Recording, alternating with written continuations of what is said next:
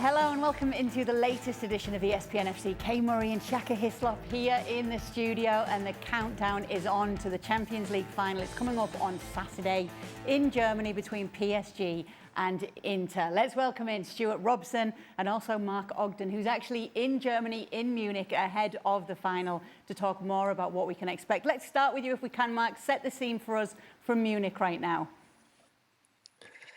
Yeah, well, it's surprisingly quiet considering it's 2 days to the Champions League final, but it's Ascension Day in Munich and it's a public holiday, so everything is closed. So it's the quietest match day -2 for a Champions League final that I've experienced for quite a while. So, but I expect tomorrow there'll be floods of fans from Milan and from Paris, and you can sense obviously the UEFA banners are up and all the suggestions that there's a Champions League final. But yeah, it is very quiet, but.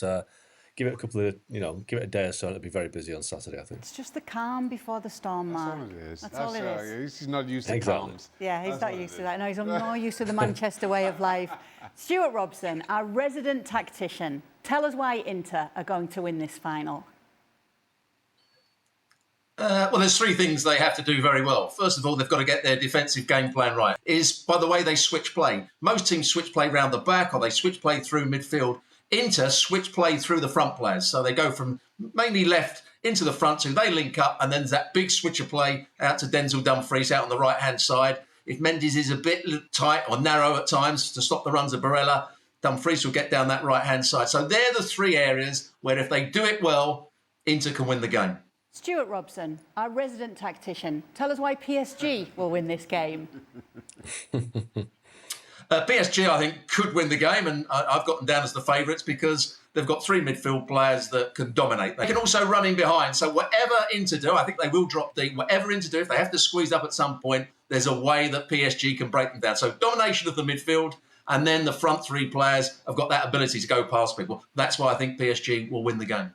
So it really is a hard one to call. You should see it when it comes to everyone's predictions. Everybody is divided on who's going to win this game. And of course, Champions League glory is there for both of the teams. It's there for the taking in this final. But we could be seeing who the Ballon d'Or winner this season is when it comes to this final, because two of the names that keep coming up are Lamine Yamal and Ousmane Dembele. We know with Lamine Yamal, he got the domestic double with Barcelona. He gave an incredible account of himself this season. He showed his talent. He came up big in the games where he was really needed, and he's still only 17 years old. But as for Ousmane Dembele, he's won Ligue 1, he's won the Trophée des Champions, he's won the Coupe de France, and now potentially, Shaka, he could be a Champions League winner as well. If PSG go on to win it, would that swing it for you in voting for Dembele as the Ballon d'Or winner? I'm not sure it would swing it. If PSG don't win the Champions League, I don't think Dembele wins it. For me, Lamine Yamal remains favourite. I think what's going against Dembele here is his limited involvement in the semi-finals. He was injured, so didn't play a significant role in those games against Arsenal. And you just wonder if that maybe kind of takes away from his importance, puts together an incredible performance in this final and totally dominates the game. Then he's in with a shout. But it would take a performance, a man-of-the-match performance by some distance, I think, to see him leapfrog Lamine Yamal. Let's talk a little bit about Dembele this season, if we can, Robbo, and where this season came from in terms of what he's been able to deliver for PSG. Well, we've always seen him as a wide player, and he had a problem at the start of the season. Remember when they played Arsenal at the Emirates early season? He was just not suspended. He was dropped by the manager for disciplinary reasons.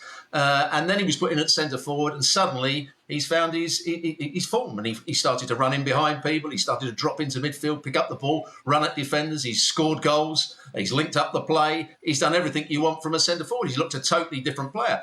And we saw him play for Barcelona out on the wing, and he played well on many occasions. But there was times when he was inconsistent. At one point, he was being booed by the Barcelona fans. He turned them around at one point. But this season, the change of position, the way that PSG have started to play from probably, I suppose, about October time, when they started to become this top side, and he's been a big part of it. So that's been the change of position for him. One of your recent articles, Mark, has been the remake that we've seen at PSG. Talk to us a little more about that and what we're seeing from them under Luis Enrique.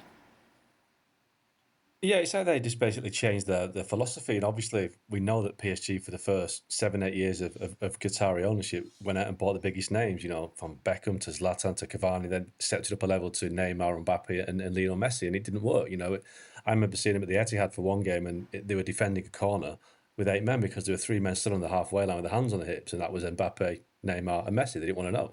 So they've got rid of the superstars and developed a team of young players and hungry young players with real talent, but also, most importantly, I think, with a great coach. Luis Enrique is a great coach. He's got a fantastic track record. And I think that they've now benefited from that. They wanted to build a team as well, PSG, that identified with the fans, so the fans could identify with. They felt that there was no connection to Paris and the PSG ultras. So I think they've done that. They've kind of, we're talking about Dembele, but Desiree Doué's had a fantastic time. Barcola's had a fantastic time. Hakimi obviously is not French, but he's developed fantastically this season down the right. So they've got a team that the fans are proud of, and they've got a team that hasn't cost them millions. Now, they have made mistakes. Colin Moani and even Manuel Ugarte were signed for big money 18 months ago, 2 years ago, didn't really work out. But I think what they've got now, and it's amazing really, because, until 12 months ago, PSG were a team a bit like Man City, where fans didn't warm to them because it was basically built on oil money. That was the accusation. But now that PSG have become everyone's second favourite team because of the way they play. They play PlayStation football, and everyone loves it because it's so attacking and so refreshing and so exciting. But they are up against the big bad wolf in Inter Milan, and that's the classic clash, isn't it? That this beautiful team to watch against this team that will just get the job done, and it's impossible to call, really. So when we talk about predictions, it sounds as though PSG are your second favourite here, Mark. Yes, my heart says PSG. I'd love PSG to win it for the way that they play. They're so exciting to watch. And Robbo's right, the midfield, I just love watching that midfield. They just keep the ball so well. But Inter are they just know how to manage a game. And I think when you got someone like Acerbi scoring a goal in stoppage time against Barcelona, that suggests that this might be their year. They might have the name on the trophy. So I think Inter might just do a job on them on Saturday. And, for the romantics in us, and yes, I'm a romantic, Kay, I think that Inter are going to win. That's what we always say about you, to be honest, Mark. Just how romantic you I are. don't know why that made me laugh so much. Well known and widely known here at ESPN FC. Shaka, why is it PSG?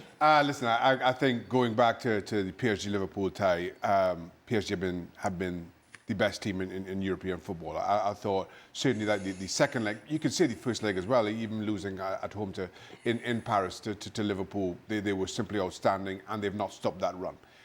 But Mark's right. Inter Milan are just this fearsome machine that refuses to be beaten. Psychologically, mentally, Inter certainly can cause, I'll call it an upset, given that I have PSG winning. Without question, they're able to do that. But I just feel in footballing terms, as I said, PSG have been the best in Europe going back last three to 4 months. Let's disregard the first half of the Champions League season where they were awful by these standards. And it comes down to Luis Enrique, how he's changed the culture of that football club, the kind of football he has them playing.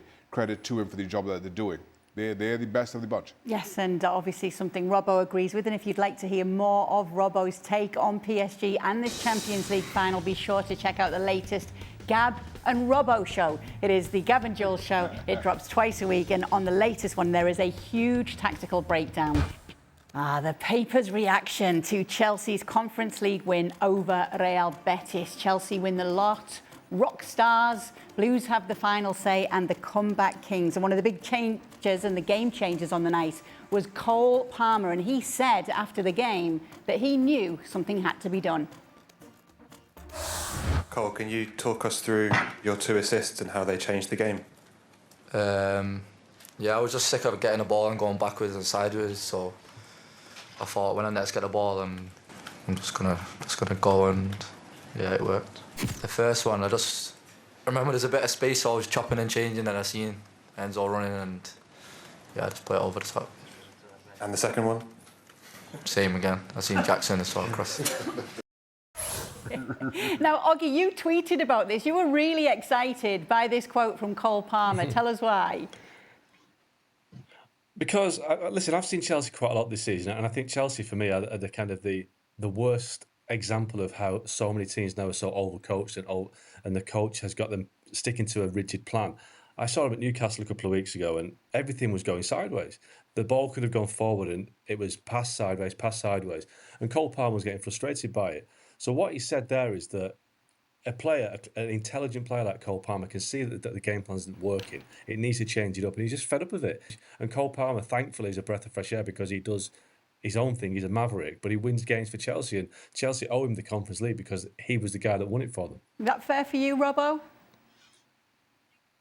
Yes, to a certain degree. You know, I think Chelsea wanted to play it forward, but in that first 20, 30 minutes, they weren't aware that Betis were going to close them down in midfield and they were going to stop the balls being played through the middle. So at half-time, he just changed the position of both Cole Palmer and Enzo Fernandez. They played that little bit wider, almost sort of inside right, inside left position, which gave them more chance to get the ball into those areas. But absolutely, to do what Cole Palmer did is what Chelsea needed. You need individual brilliance. You need people to go past people. You need a player to make things happen. And Cole Palmer did that. Up until that point, Chelsea were too obvious about the way they were playing. It was too easy for Betis to stop them. So Cole Palmer was certainly the reason that they got back into the game and eventually won it. Now, speaking about scoring goals for Chelsea, they are said to have agreed a deal for striker Liam Delap from Ipswich now that the Tractor Boys have been relegated. Are said to be meeting his £30 million release clause, and so he'll be playing his football with Chelsea by the looks of things next season. Is this what they need, Robbo? I mean, he's a decent player. I've seen him play this season where he's got that little bit of power. He runs down the side of defenders. He can score a goal. He's good with his back to goal. Is he experienced enough? Is he going to take them to the next level? And is he going to get in the team right from the off? Because that's what's made him a good player at Ipswich. He's been in the team. I think he only played 4 games for Man City, so it was always going to be a struggle. But once he's starting to play more football, he looks a better player. Will he get a lot of football when he goes to wherever he's going to go, if it is Chelsea? So it's an interesting one, but he is a good player. He's got all the attributes needed to be a good centre-forward. I'm not sure he's quite ready to go to that level. But then again, what we're seeing at Chelsea is these young players that they're hoping will grow up together. This is a player who got double figures in a Premier League season with a side that got relegated. Young player with a lot of upside, especially at a 30 million valuation. That being said, and while I completely agree with Robbo, I want to say, is Delap the kind of player that Chelsea builds a title-pushing team around? Is this the final piece for Chelsea? Absolutely no. I still think that if you are determined to chase the likes of Liverpool, Arsenal and Manchester City, maybe you need another striker, Delap being the backup. But he certainly is one that I don't think you lose out on, in certainly from a business perspective. What would him coming in mean for Nicholas Jackson, Mark? Well, I think it would mean that Nicholas Jackson would have to, fight to dislodge Liam Delap from the starting spot. I think Delap is a better player. He's more consistent. But, you can't argue with Nicholas Jackson's goal return. He's scored surprisingly more goals than you expect, considering his limitations, shall we say.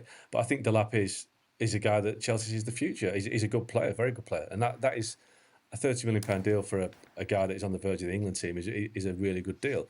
It leaves Man United with a problem because they were really hopeful of getting him. But what happened was that they lost the Europa League final.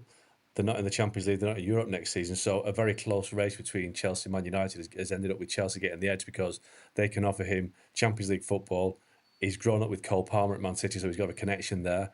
And I just think Chelsea right now is a better option for Liam Delap because he will probably play more at Man United. But you have to say, going to Man United right now is a gamble for anybody, isn't it? Are you going to go there with Bruno Fernandes providing you with the assist, or is he going to go as well? So I think from Liam Delap's point of view, going to Chelsea is a safer bet. And it's hard to say that Chelsea is a safe bet for any player because they're so inconsistent at times. But right now, I think it's the best option for Liam Delap. I feel always guilty. I said that in the last game. I'm always guilty of the performance of the team, no matter what. And since I'm here in the first day, I am guilty. Then the boost from the fans, I think, is something that we need, maybe. What's your reaction to that, Mark? Which part of it? Where do you start? Look, I mean, Man United. I mean, the fact that Man United are doing this tour to Malaysia and Hong Kong is because they need the money. They've made that pretty obvious. They're raising £8 million by going to the Far East, and considering they're not in Europe next season, they need the money for all sorts of reasons. But I mean, the club it's been a laughing stock for a while now, and yeah, I think that's down to Sir Jim Ratcliffe and Ineos, the way that they've run things over the last 12 months. But this is just painful for the players, for the club. I mean, look, they played the ASEAN All-Stars, which I think it's the Association of Southeast Asian Nations, including Myanmar, who the goal scorer came from. So they're not the heavyweights of football. But United had gone there. They flew on Sunday night after the Villa game. I think they played maybe 60 hours later with the jet lag that comes with it. So I don't think we were expecting United to romp away with the 4 or 5-0 win. But still, to lose to this team is embarrassing. But the players don't want to be there, and they've every right not to want to be there, considering the season they've had. They've had a terrible season. The club paid the wage, so they have to go. But if United want to prepare for next season, they really should give the players a break, have them a clear summer, clear the heads, and come back early July with, you know, the objective of doing a lot better than this season. But instead, they're basically going around the Far East with the collection team, trying to raise some money to pay the bills. Yeah, Robbo, your reaction to what Mark said and what we just saw, the booing off, Ruben Amorim saying it's not such a bad thing. I mean, Ruben Amorim has to say something at a press conference, and whenever I hear him speak, he's almost asking for himself to be sacked, isn't he, at times? But Mark's absolutely right. The players and the club shouldn't be in the Far East at the moment. They've just come off a long season, a bad season. Name any player that would want to be there and play to a high level and have to play with intensity when they're absolutely shattered from the season they've just had. It's a ridiculous thing, and they're only doing it for money, and it's no surprise that they didn't play particularly well. So I've got no complaints about Manchester United's performance. It's about the club taking them there in the first place. Yeah, the last thing they need right now, that trip, they're in Hong Kong now. I cannot imagine what it would have been like playing a friendly the week after the season just finished. I can't imagine any team that I've been in would have put up any kind of performance with that, or would not have just been worthy of being booed off. Yeah, accept it as a friendly and, you know, a bit of fun and that's it. But to expect any kind of performance, I think it's pretty ridiculous. And to Robert's point, Amorim, you point to camera and give him a mic, he's got to say something, got to reference booing at some point. But let's be honest, nobody cares. It's an embarrassment, to everybody's point. It's an embarrassment that Manchester United have to be there. That as a football club, they have to play these ridiculous friendlies. Yeah, it is. You know who has been working all year round, though? Who's that? Mark Ogden. Oh, he needs a rest. Many an article he's provided for us on ESPN.com. One of them, the examples of United players thriving once they leave the club. Now, obviously, one of the big names right now this season is Scott McTominay, who didn't just win the Scudetto with Napoli. He was named Serie A MVP as well. Mark, are there any concerns that Alejandro Garnacho is going to be a player that's going to be on this list if a similar article is written in the future? I know that a lot of fans are concerned about that, and Kobbie Mainoo as well, two of the young players that have come through. And I think both right now have got shortcomings in the game, and they haven't kicked on. But you know, you look at Garnacho and you think, when Cristiano Ronaldo was a similar age, you know, 19, 20, he was very inconsistent and infuriating at times. And that's the same with Garnacho. But Ronaldo was able to develop because he had players like Rio Ferdinand, Roy Keane, Nemanja Vidic, Ruud van Nistelrooy around him. Alejandro Garnacho's not got any of that. He's having to basically improve in the worst Man United team in living memory. So, listen, I'm not convinced that Garnacho will become a top player, but I think you have to give him the opportunity. And maybe he needs to leave United like Scott McTominay, like Anthony Elanga, like Dean Henderson, to basically flourish somewhere else and get the coaching and the kind of support they need somewhere else. But I think there's every chance that Garnacho will leave because he's a player that United can get rid of and get good money for. And obviously, with being a homegrown player, they'll get that as full profit on the accounts. It's the same with Kobbie Mainoo. I don't think Mainoo quite fits the Amorim system. He's not quick enough really between the boxes. So he may go as well. But I think if you find the right team for him as well, again, he could kick on and embarrass United in years to come. But I think I came up with 9 players that have had a season this year, which is much better than it would have been if they stayed at United. And that's not good. Players used to leave Man United and basically go down. They leave Man United and go up now. And that isn't where a club like United should be. Now, obviously, Garnacho is one of the players left out of the matchday squad for the final game of the Premier League season. Another was Andre Onana, the goalkeeper for Manchester United. So what's ahead for him, Mark? It's an uncertain summer for Onana. Listen, we know that United haven't got a lot of money right now, and the fact that they're not in the Champions League. I was told they had enough money to do Cunha and Delap. Well, obviously Delap is going to happen, but they will have to find another backup option as a striker to come in. I've been told Brian Mbeumo at Brentford is an option, but slightly different player to Højlund, but he's a player I think they can get. But if they're going to bring in the goalkeeper, they're going to have to get rid of people, and I don't really see a big market for Andre Onana, but they do need a good goalkeeper. But it may be a situation whereby there's 3 or 4 other issues that they need to address first before they can address the goalkeeper. So Onana might survive, but they have to do something, because with Onana and Bayanda, they just got 2 goalkeepers who are too inconsistent. So if you had a better backup keeper for Onana, would that improve him? Or if you have a better number 1 that Onana can understudy? Because you can't go into next season with Andre Onana and Altay Bayanda as your goalkeepers, because they just make too many mistakes, consistently make mistakes. A new goalkeeper at Manchester United, is that what's needed? Yes, I listen. I've tried to back Andre Onana. I just don't think he's settled in and he's been anywhere near as consistent as United need right now. The question around players both coming and going around Manchester United remains the same. It's all about the finances. You paid what, 50 million for him. Are you going to get that back for Andre Onana? I don't think you will. And given the financial circumstance, given the fact that you have to go out to Asia now, a week after the season is finished, in an effort just to boost your coffers, you might end up blowing all that in having to sell Andre Onana at a cut rate price, and then trying to get somebody else to replace. Who's a realistic option, though? Yeah. Mike Maignan, I've been saying, is the most realistic option for many a club for quite some time. This last few months, he's had some uncharacteristic slips to what has been an otherwise very solid game. And maybe that has shifted focus to other goalkeepers. But to your point, who's the realistic option? While it's easy for me to say Mike Maignan, we are talking about he's still the French number 1.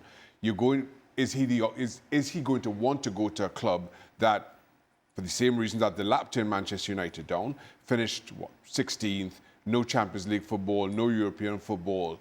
You're not really quite sure where the direction that they're going right now. That's not an attractive option for any player who has other clubs that may or may not be interested. Who would be realistic, Mark? Who's been talked about?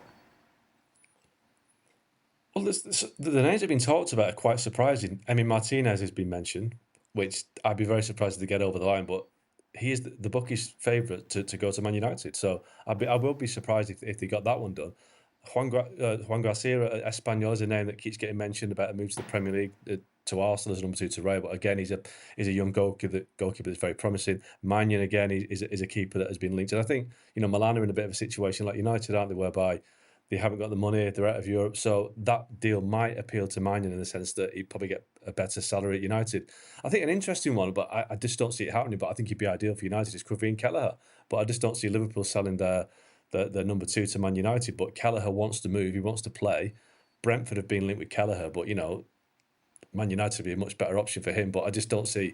Well, Man United and Liverpool don't trade players, do they? But I think in terms of for a goalkeeper that's proved himself in the Premier League, it will be relatively inexpensive at around £20 million. Kelleher to United would be a good deal. But like I said, the history between the clubs is such that they just don't do deals. Let's continue with the theme of the article then, if we can, Mark. Obviously, Anthony went out on loan in January to Betis. And speaking of thriving, he's definitely done that there. What's the thought on what's next for him?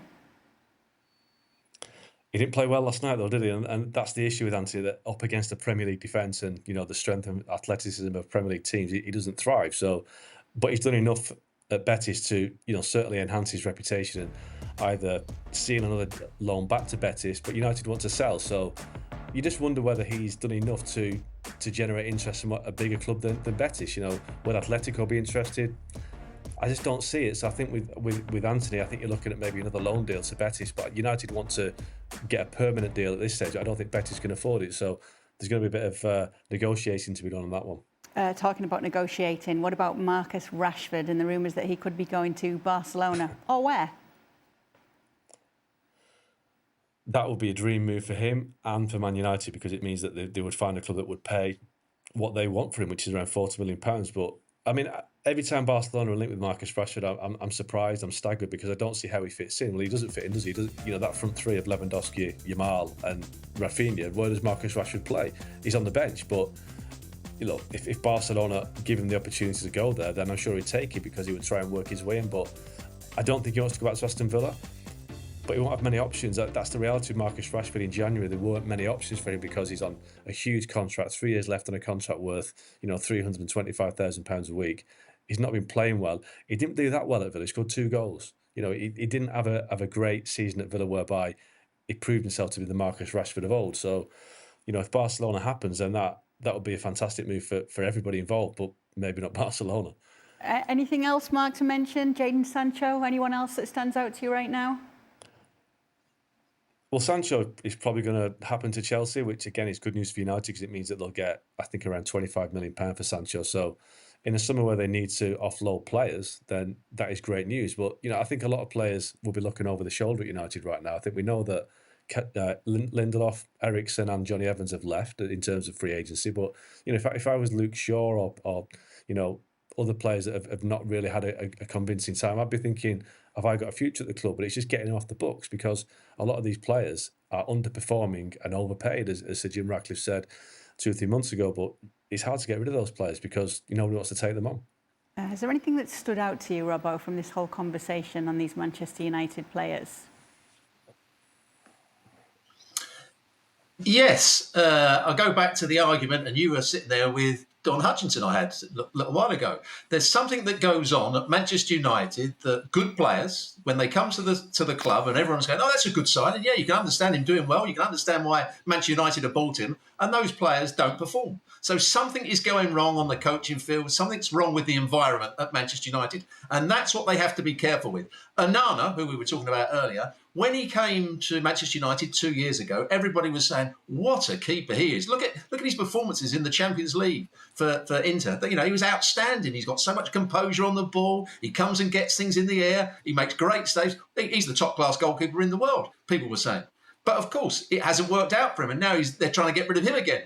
So there's a lot of things that are wrong with the recruitment, of course. But there's something more wrong with the club. The fundamental of the club and the training ground and what's going on is the problem at Manchester United. And the first thing I would do is they've got to get in a manager that's going to make the players better and make sure they do a good job. Amorim, for me, he's not done it. He's played his own system. He's not worried about whether the players fit into that system. And they're going to do the same again. They're going to give him probably a couple of players to go and buy. He'll do that. He'll try and get his system working. It won't work. He'll get the sack. And they've got another couple of players that don't fit in. It's a big, big time for Manchester United during the summer.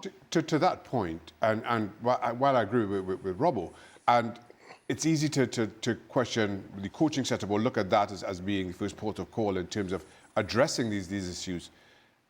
This very issue has plagued many a manager over the last few years. So while Manchester United have changed managers looking for that solution, not just the players who've kind of underperformed, but also Amorim. Look at his record before coming to Old Trafford. Ticked all the boxes, and then all of a sudden arrives and has you scratching your head around what he's saying in press conferences, around the team's performances, around what they're doing tactically. There is just something fundamentally wrong that while we were talking about players leaving Old Trafford and going to other clubs and doing well, it would not surprise me in the slightest to see managers doing exactly the same. Cue Erik ten Hag. Coming in from Benfica, the Spanish player. He's 22. He once played in Madrid's Cantera and was on United's books from 2020 through 2024. It would be Trent Alexander-Arnold, Alvaro Carreras and Dean Huijsen, who is, of course, already confirmed at Real Madrid. As for the Serie A, there's quite the coaching carousel going on at the moment. Antonio Conte will be staying at Napoli. Now, there had been reports that he could be returning to Juventus, but with him staying at Napoli, it looks as though it's going to have a domino effect. Max Allegri, who had been lined up to replace Conte at Napoli, is set to return to Milan. One of the surprises that Gasperini is moving on from Atalanta and is set to be named as Roma manager. And the man who could be replacing Gasperini at Atalanta is Stefano Pioli. And just to add a bit more, Thiago Motta was also linked there too. So yes, it is quite the coaching merry-go-round. Make sure to keep up to date with all of it on our Transfer Talk page over on the website. Let's get you caught up on MLS. Inter Miami taking on Montreal. The big boys playing too. 27th minute is where we're going to pick up the action here. And we're going to say Sergio Busquets with the ball to Messi, who does this. Yeah, I mean, as assists go, this is pretty easy from Sergio Busquets. And then this is just Messi rediscovering his form. What a finish. Then Messi gonna turn around and find Suarez. Good movement by Luis Suarez. Starts deep and then sees where the space is, knows that Lionel Messi can pick him out, and does so rather simply. And from there, this is a good finish. This is more like the Luis Suarez of old. Yes, somebody might want to tell Montreal's defence here that if you make a mess of a clearance, Luis Suarez will be ready to pounce. And again, credit to him. Never stops moving.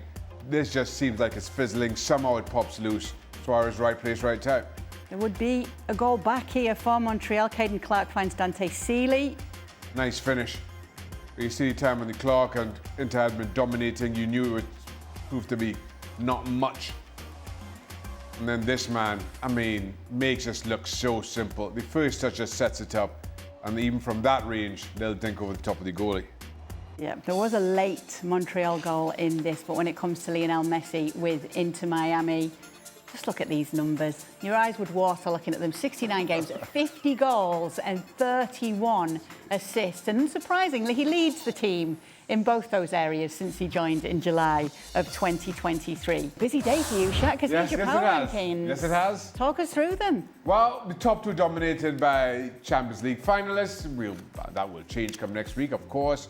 And then Barcelona, Liverpool, 3-4. Bayern, this is pretty much about champions following in from there. Chelsea get the benefits of the doubt. Well, as do Arsenal, of course, for finishing second. Chelsea get the nod of a big chasing group, given the fact that they finished in the Champions League spots in the Premier League and lift, albeit, Europa Conference League trophy. Sorry, Betis. Sorry, City. Okay, Robbo had some questions about... What always has questions? About the category or what we're looking back on. Is it the week that was, Robbo? What were your questions about the power rankings? Well, my question was to Shaka, is this about the season or is this about the last week or the last couple of weeks that he's based these power rankings on? It's a season. So, well, the season for the most part, because Betis are out because they lose the final, that's in the week. But for the most part, it's about the season. Everybody's all but done and dusted at this point, bar the Champions League final. Okay then, Shaka. I look down the list and I think every one of those teams has won a trophy, barring one. So it looked as though you'd based it on who's won trophies. Except for Spurs. There's one team that haven't won a trophy. Spurs can't get in, surely. So you could have put Spurs in. Spurs finished But 17th. they won a trophy. Based on what you've put, it's all about winning trophies. And there's one team in there that hasn't won a trophy. Yes. And that's Arsenal. So how did you put them in? Very true. It's another season of failure, And surely. Inter. Arsenal finished second and lost in the Champions League final to the team that is sitting top. They get the benefit of the doubt. Yeah. Albeit over Spurs. Spurs finished 17th. Why you win? I'm not buying this. We focused on the Europa League. I'm not buying that. I'm not buying that. You can't be 17th and be in the power ranking. I'm sorry. I just thought I'd ask you the question because it looked as though you've been biased you against just hate Spurs. Arsenal, Rob. My takeaway from all this is you just hate Arsenal. Yeah, okay, all right, yeah. That's it. You're right. You know You're who else won a absolutely trophy, Robbo? Was Crystal Palace? Yeah, man. Yeah, you didn't put Crystal Palace in. You know, all these teams that won trophies. Arsenal won Why nothing do you hate again. Arsenal so much?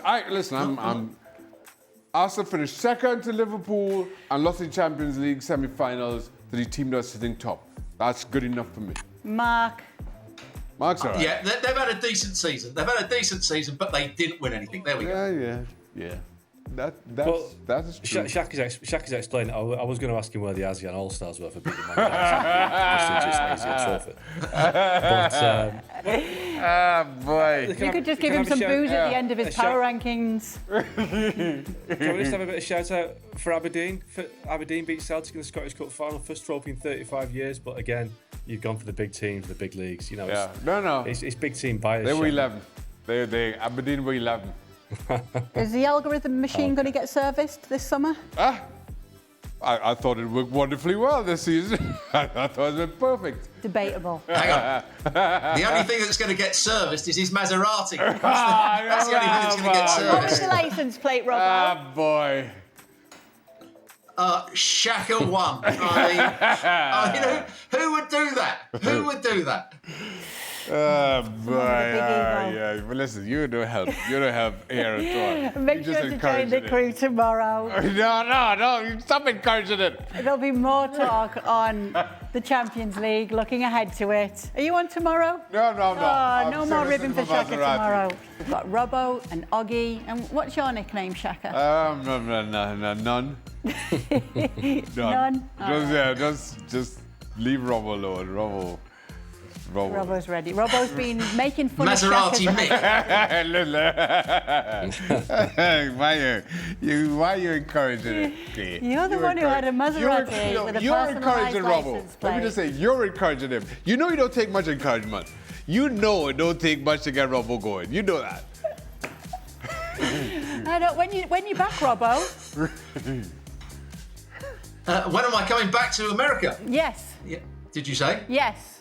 I'm coming on the 3rd of July to the 13th of July. Fantastic. Fantastic. We'll be ready for you. Okay. Well, we try. First question tonight for Mark. You need to be. Mark, how's Ratcliffe and the board reacting to the news that Manchester United might not sell out Friday for their exhibition match in Hong Kong? Oh, boy. Are the executives worried about Manchester United losing some lustre as a global brand?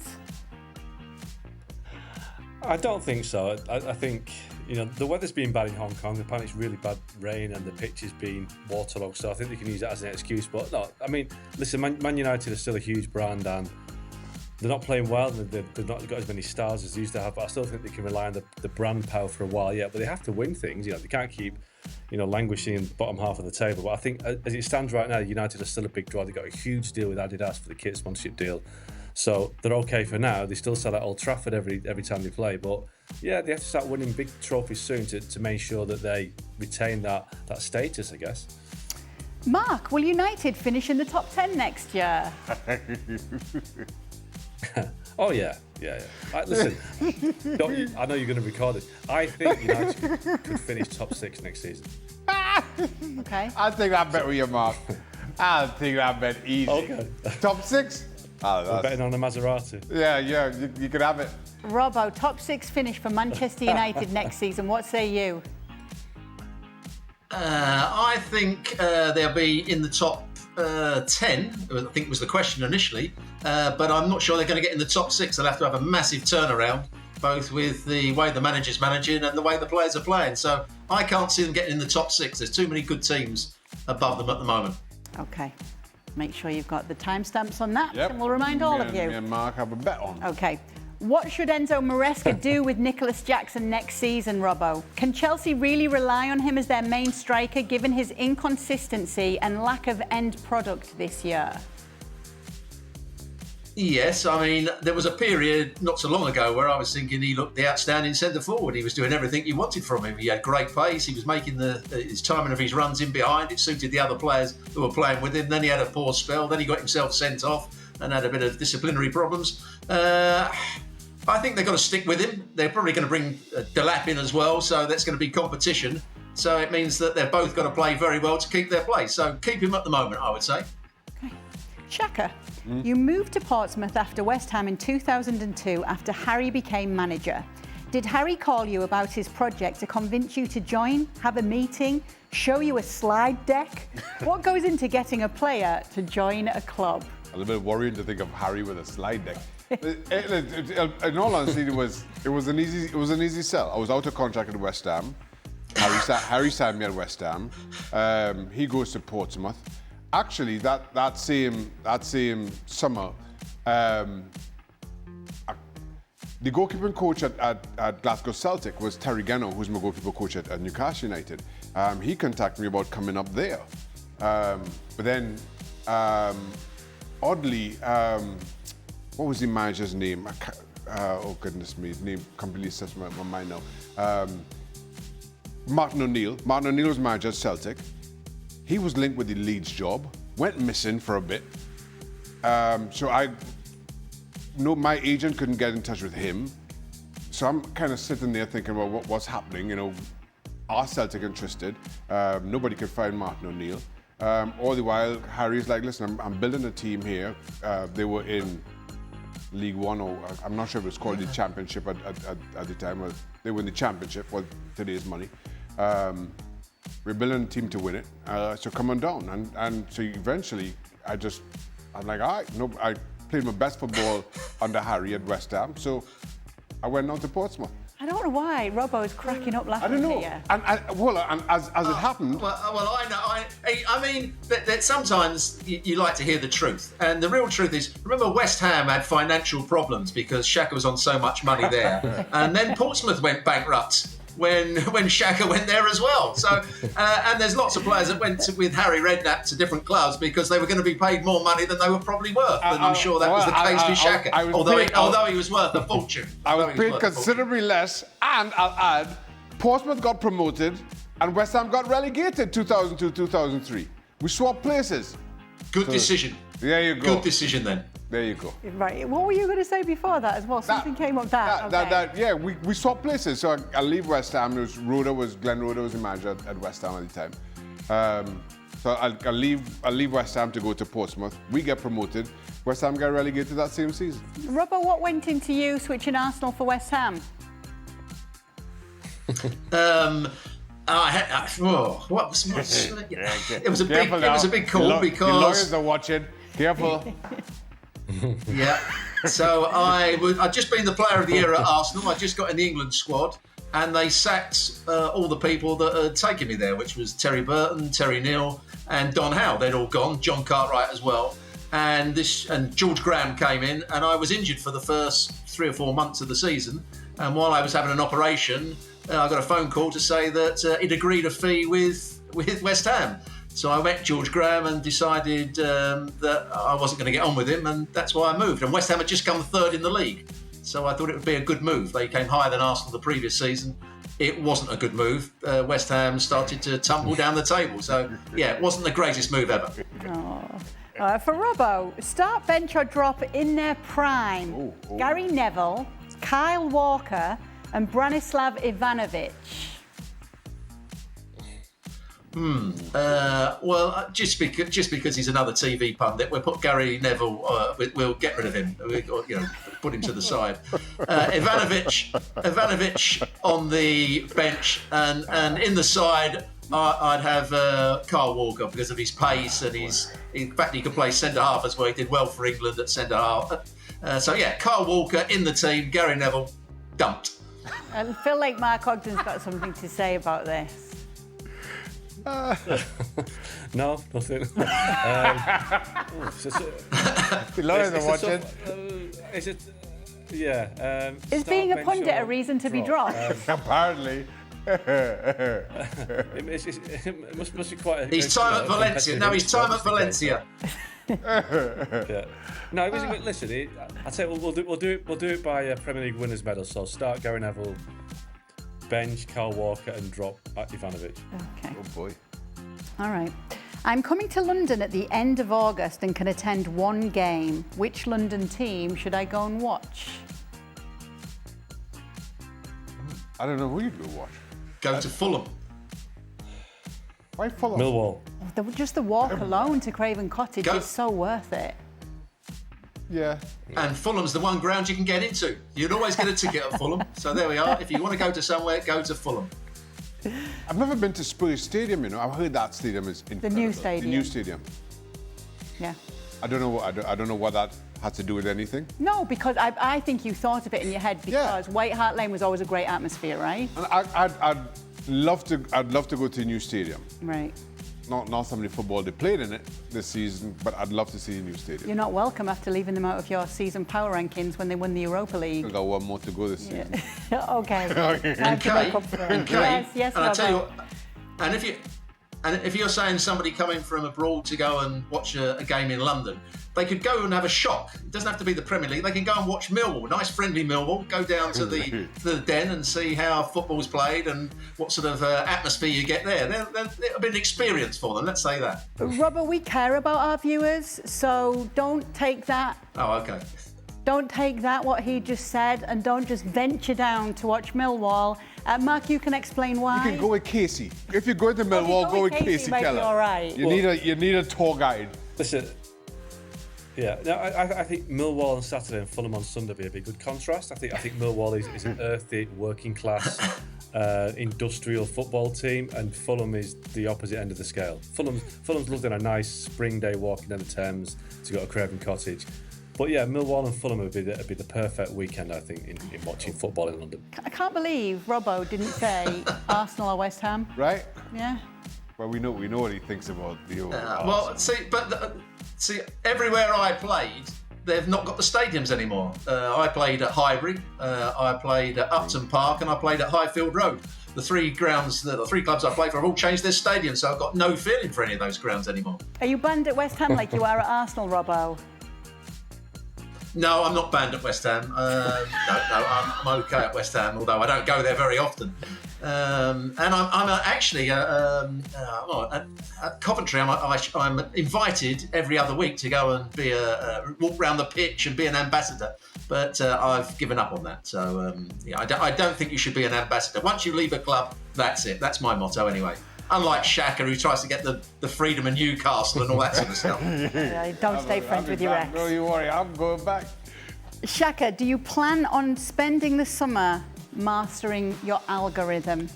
It's been mastered. I don't know what you're on about. But isn't a winning formula like a winning team that you just have to keep making it better? Sometimes you don't mess with perfection, Kay. Oh, okay. That's my motto. That's my motto in life. You should have got that on your license plate, Shaka 1. Don't mess with perfection. Don't mess with perfection. That's my motto. Okay, well, we won't mess with perfection, and we'll end it there on the latest Extra Time. Thank you so much for sending in your questions and for the boys for answering them. We're counting down the days for the arrival of Robbo. Oh, Yes. baby. We'll be rolling out the red carpet.